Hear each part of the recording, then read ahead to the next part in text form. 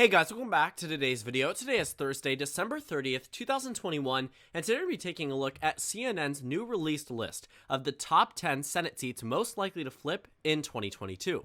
Now, the reason why I want to talk about this today is because we are right at the end of this year, and going into the next year, we will have a much better idea of how states and their districts will look, and how candidates entering and in and out of races will traverse this new political climate that is an anti-democratic, anti-Joe Biden, pro-Republican type of year that we are entering into, and a lot of that will change circumstances about many of these Senate races. So I wanted to see the final rankings that CNN puts out every single month as something to compare in about 11 months from now when we reach the actual election, to see how much this election truly has changed, or potentially how little it has changed. And looking at this list, not much actually has changed so far. They point out before they actually get into the top 10 list that many things simply aren't changing as they used to.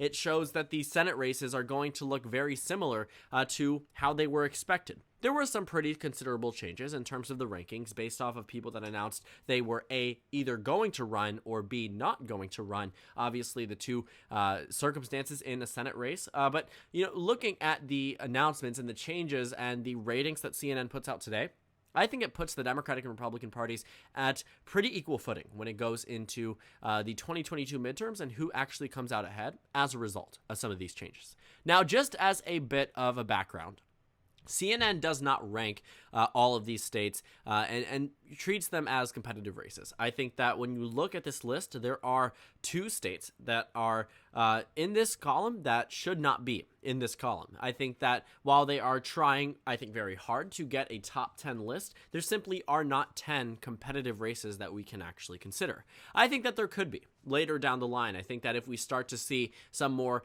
competitive primaries and some more competitive general elections based off of whoever wins those primaries, then yes, I think you could reach 10. But right now we're at about 8, and CNN recognizes that. They don't rate any of the other states that are in the solid column except for the states of Missouri and even Ohio. They don't even throw in Colorado into the top 10, or even Alaska.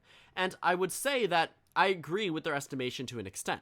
I don't think that Colorado and Ohio are going to be the closest states in the elections, but I think that we're more so around 8 or 9 toss-up states at this point in time, and I would argue that it doesn't necessarily make sense, at least from CNN's perspective, to rank 10 states, even despite only having 8 competitive states on this map. But I'm not going to judge them for that. What we're looking at today are, again, as I mentioned previously, an equal footing type of map. 4 Democratic seats are considered to be toss-ups, and 4 Republican seats are as well. And these Republican seats are in Wisconsin, Pennsylvania, 2 states that Joe Biden won in the 2020 election. And then they're also in North Carolina and Florida, 2 states that Donald Trump won.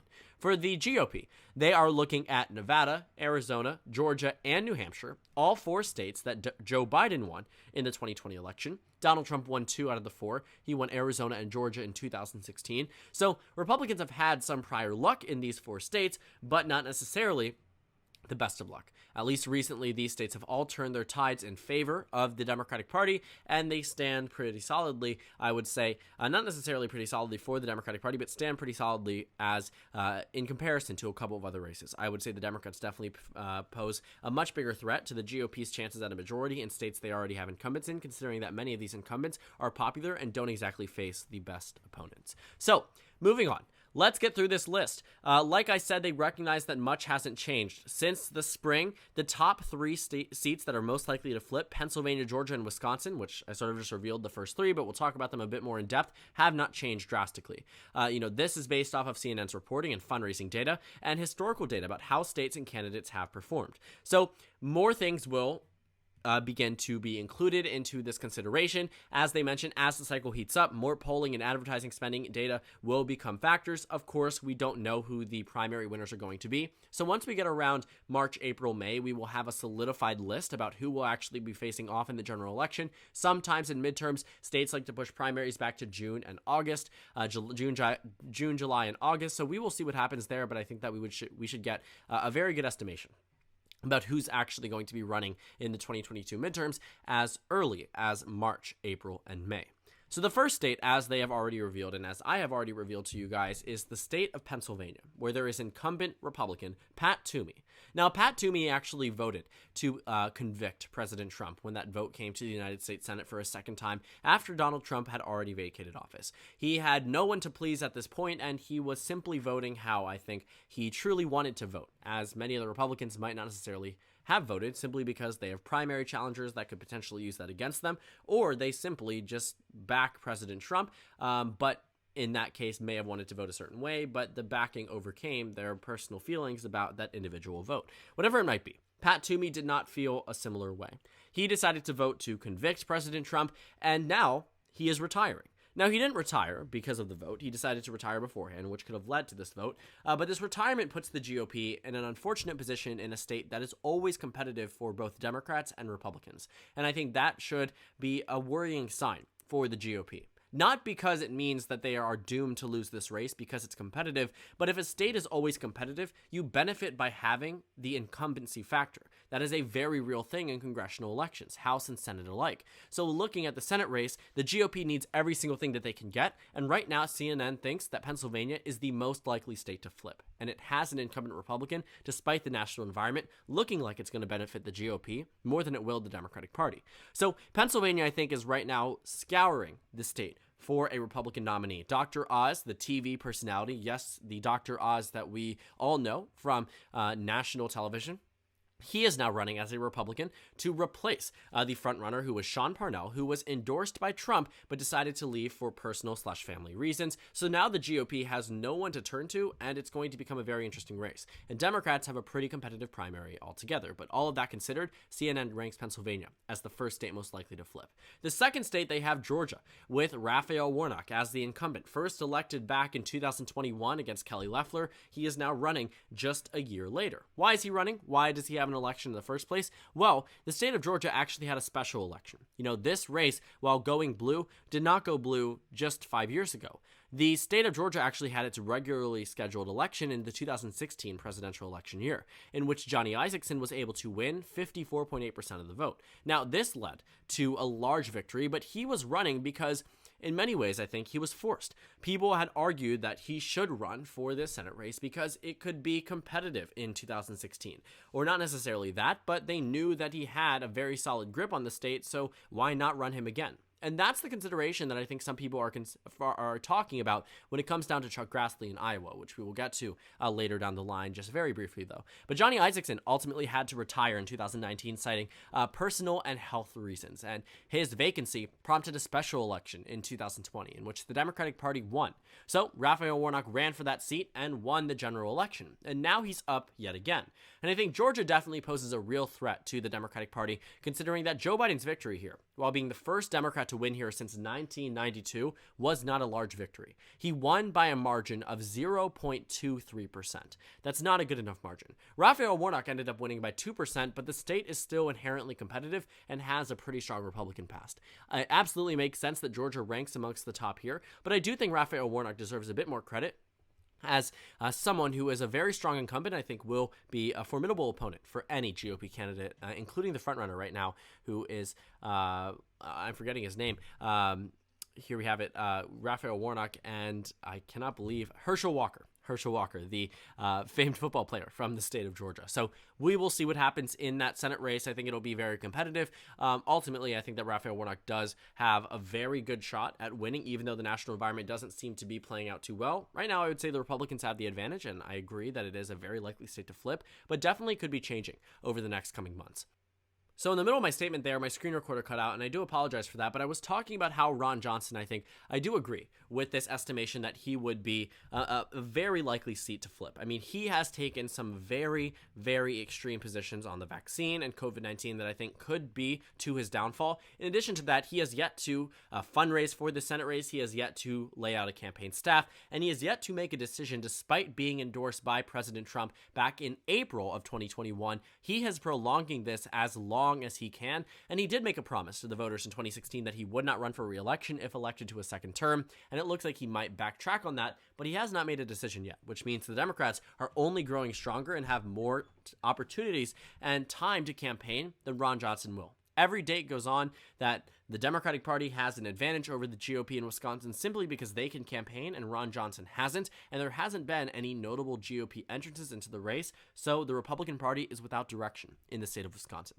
The next state I see is the state of Arizona, and it is Mark Kelly's race, and he was also elected for a very similar reason in the state of Arizona back in the 2020 Senate races. Looking at the election results, he was able to win better than Raphael Warnock was. In the state of Georgia, Warnock won by 2.1%, and we saw Mark Kelly win by 2.3%. Not a super significant improvement, but this was also on the same ballot that you actually only saw the Democrats narrowly pull ahead in both the special election and keep David Perdue under 50% of the vote. In fact, that could be attributed more to Shane Hazel, but of course, no discrediting is worthwhile when you already know the result at the end. But looking at the results in the state of Arizona, I would say that Mark Kelly is also a strong candidate. I mean, he was running in a year where Joe Biden won by just 0.3% in Arizona, meaning that Mark Kelly won a significant amount of Trump supporters. I mean, while he isn't getting a complete 15-point advantage compared to Joe Biden, he's still getting a few percentage points, and in a state as close as Arizona, I think that really could make all the difference. And knowing Mark Kelly as a very strong candidate, someone who was a frontrunner in the Democratic primary from the very beginning, and practically a frontrunner in that general election race against Martha McSally, I would say that while there is a good chance that he does have a flip in his seat, I do think that he is a pretty strong candidate as well, and could definitely come back from where he is expected to be at this point in time. Now, I'm going to move through the next ones pretty swiftly. I think that the first 5 are definitely the most important to go over, and the rest start to become less important because they also become less likely. The next state is the state of Nevada, which is a state where Joe Biden won by 2.4% against Donald Trump. Now, coincidentally enough, in 2016, this Senate race was won by 2.4%. If you're looking at the numbers, it's an exact similar margin. And another coincidence, and I think this is the funniest point of it all, that in the presidential race between Hillary Clinton and Donald Trump, the state of Nevada went to Hillary Clinton by, get this, 2.4%. So seeing the consistency there, when Catherine Cortez Masto is on the ballot, when Democrats run a traditional type of campaign, this seems to be the result. Catherine Cortez Masto, I think, might be able to hold on based off of the fact that Nevada was able to remain a Democratic state in 2010, a very solid year for the GOP, but still many other Democrats were able to hold on as well. You didn't see states such as West Virginia flip to the GOP, Colorado remained with the Democratic Party, Nevada remained, Washington, which was a competitive state at the time in this Senate race. So knowing this and seeing those results, the Democratic Party actually didn't perform as worse as you might expect in 2010, and not necessarily in 2016. It seemed to be right on the money.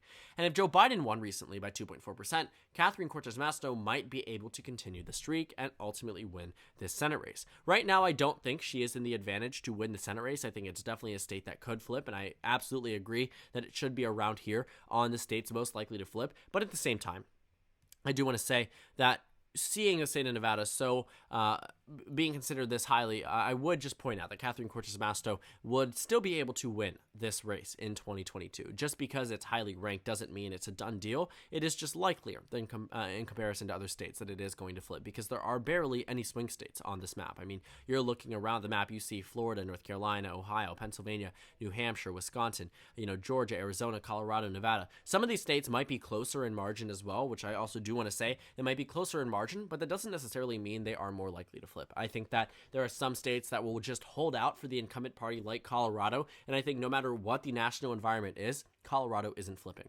Unless there is a significantly bigger improvement for the GOP on the generic ballot and a significant dip for Joe Biden's approval rating, that Colorado, I think, no matter the circumstance, will remain with the Democratic Party, even if that means it narrows up, but it'll still end up in favor of the Democrats at the end of the day. In the state of North Carolina, Richard Burr is a retiring incumbent. Again, incumbency factor is a very important thing in Senate elections and House elections, so congressional elections altogether. North Carolina, I would say, I don't necessarily agree with the position that it stands right now on this ranking. I would definitely say New Hampshire should be above North Carolina, and I think that North Carolina at this point in time can be treated as a state where Republicans will perform a little bit better than they did in 2020. Joe Biden didn't win the state of North Carolina, but he didn't lose it by a large margin either. He only lost it by 1.3%. In 2016, however, Donald Trump won the state of North Carolina by a margin of 3.6%. It was a pretty substantial margin, and I would say that the Republicans should have been happy with that result.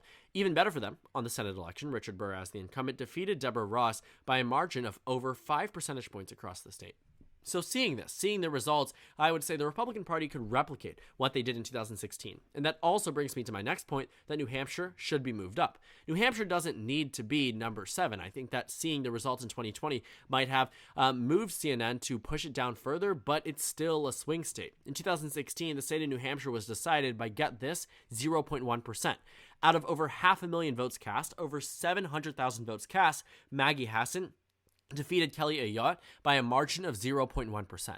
I mean, this was a 1,000 vote difference between 700,000 votes plus cast in total. So keep that in mind. I think that's something that definitely needs to be talked about, because New Hampshire is still a swing state. Even though it voted for Joe Biden by 7.7%, doesn't mean all of a sudden that it's no longer a swing state.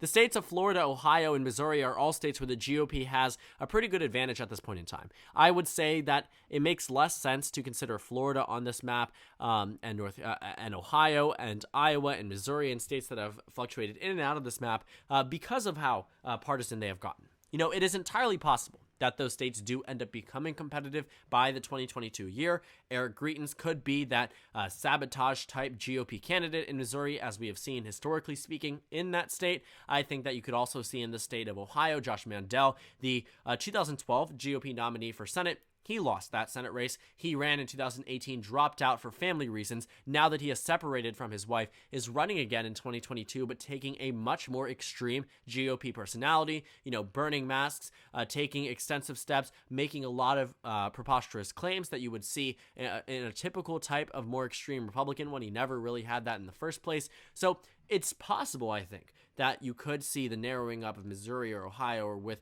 Val Demings and Marco Rubio in Florida, but it becomes less likely, and I would say that it makes sense that these are at the bottom of the list, and I don't know if Missouri even has a place in the list at all. Missouri really hasn't changed from its solid Republican stance on this channel since the beginning. I mentioned very early on, when Democrats were at a much better position back in May, June, and July, that it's possible that we could see Missouri narrow up depending on who the Republican nominee is. But at this point, I don't think it's the likeliest outcome, and it definitely becomes increasingly less likely as Joe Biden falls and the Democrats begin to fall as well on the generic ballot. I think there's a lot of things that go into the consideration for the top 10 list. I don't agree with it entirely, but I do think that it helps us put a reference point for the next year as we continue to look at this and continue to compare and contrast how these numbers and how these rankings have changed, considering that these Senate races are going to be extremely important, as one Senate seat could make or break the Democratic majority. So thank you guys so much for watching this video. Make sure to comment down suggestions below, subscribe on the left if you haven't already, and check out the Instagram and Twitter. At the bottom left of the screen, there's also a Discord server for you to go ahead and join. On the screen, there's a video you can watch, and then a playlist for my 2022 Senate election analysis videos. Again, thank you guys so much for watching, and I will see you all tomorrow.